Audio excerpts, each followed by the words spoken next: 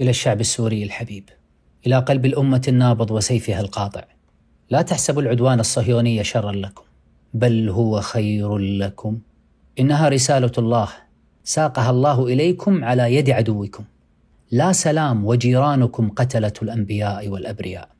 بعد معركة الخندق التي زاغت فيها الأبصار وبلغت القلوب الحناجر، وتكالبت القبائل على المدينة وأحاطت بها إحاطة السوار بالمعصم، أذن الله بنزول النصر.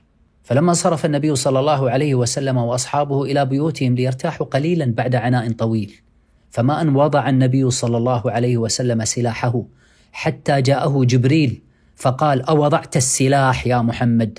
والله إن الملائكة لم تضع أسلحتها. لقد أراد النبي صلى الله عليه وسلم شيئا، وأراد الله شيئا آخر. في الوقت الذي يريد هذا الشعب الصابر أن يلتقط أنفاسه، وأن يستعيد قوته، وأن يعيد بناء مدنه التي دمرها الطائفيون المجرمون، يأتي إخوان القردة والخنازير ليعتدوا ويتوغلوا. لماذا؟ إنهم خائفون مرتعدون. لقد كان المجرم بشار يقوم بحراستهم على أكمل وجه، أما اليوم فالوضع قد اختلف. لن يسمحوا لهذا الأسد الجريح أن يضمد جراحه. بانتصار الشعب السوري أدرك الصهاينة أن نهايتهم قد اقتربت. وكل ما نراه من سياسات أمريكية غريبة تجر العالم كله نحو الهاوية، ثقوا أن الصهاينة وراءها، لأنهم يدركون أن نهايتهم قد اقتربت. لذلك فإن شعارهم اليوم: أنا والطوفان من بعدي. كانت سياسة الحكومة السورية رائعة موفقة، بذلوا وسعهم في استخدام الحكمة، لكن أنا أريد وأنت تريد، والله يفعل ما يريد. استمروا أحبابي في سياستكم الحكيمة، لكن خذوا للأمر أهبته، فإنكم لا تدرون كيف يصرف الله رياح سفينتكم. أراد النبي صلى الله عليه وسلم وأصحابه بناء دولة قوية واقتصاد مزدهر، فخرجوا يطلبون العير المحملة بالأموال، فأراد الله أن تكون مواجهة في ميدان النزال. كما أخرجك ربك من بيتك بالحق، كما رزقناكم الغنائم فاختلفتم فيها، كذلك أخرجناك من بيتك بالحق، وإن فريقا من المؤمنين لكارهون.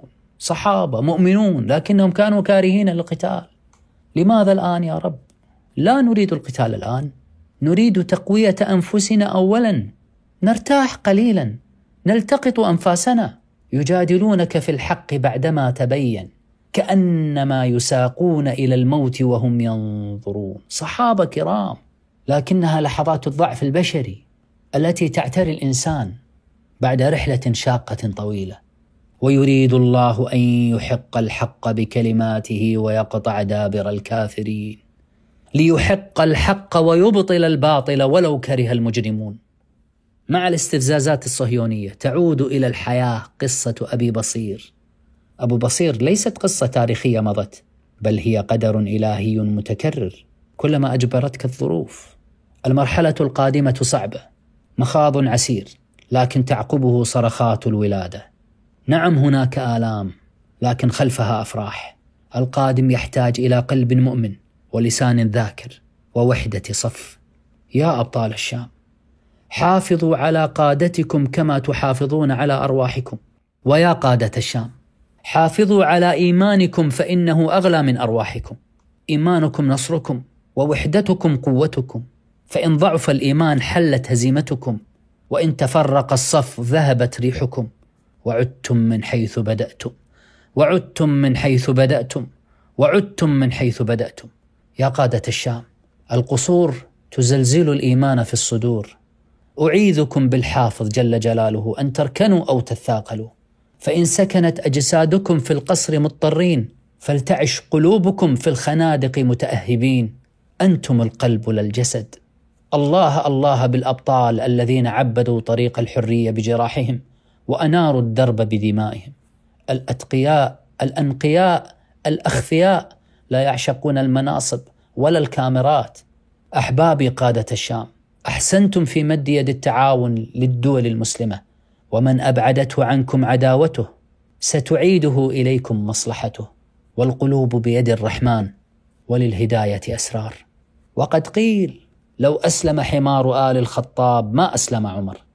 لم يقنعه بالحق تأمل عقلاني، بل دفعه إليه دفعا حمية عاطفية. هو الذي جعل لسان حمزة ينطق غاضبا: أتسبه وأنا على دينه؟ غضبة حمية لا أكثر فتحت أبواب قلبه ليكون بعد بضعة سنين سيد الشهداء. أحداث اليوم ناقة القصواء، خطامها بيد القدر، دعوها إنها مأمورة. يا أبطال الشام أفديكم بروحي، استفيدوا من خبرات إخوانكم في غزة، فقد كانت معركتهم ليست ككل المعارك، تلاحم مباشر، شبكة أنفاق، رغم بطش العدو وصغر المساحة وكثرة الخونة بينهم. أكثر من سنة ونصف استطاع العدو تدمير غزة، لكنه لم يستطع تدمير عزيمتها وثباتها ومقاومتها. إنها المعجزة حين يظهر الله قوته في أضعف خلقه. قد تحتاجون خبراتهم في المستقبل، لا تدري لعل الله يحدث بعد ذلك أمرا. يا أبطال الشام أفديكم بروحي، الله ينظر إليكم من عليائه، ملائكته يلهجون بالدعاء لكم في السماوات، أنبياء الله يتمتمون بالدعاء لكم، المسيح يتأهب للنزول. كل ما تواجهونه من آلام إنما هو قطرة في بحر النعيم الذي ينتظركم. يا أبطال الشام أفديكم بروحي والله، أثبتوا يا بوابة الملاحم، ويا مهبط المسيح، ويا خلاص الأمة، ويا أمل الإسلام. أستودع الله دينكم وأمانتكم وخواتيم عملكم.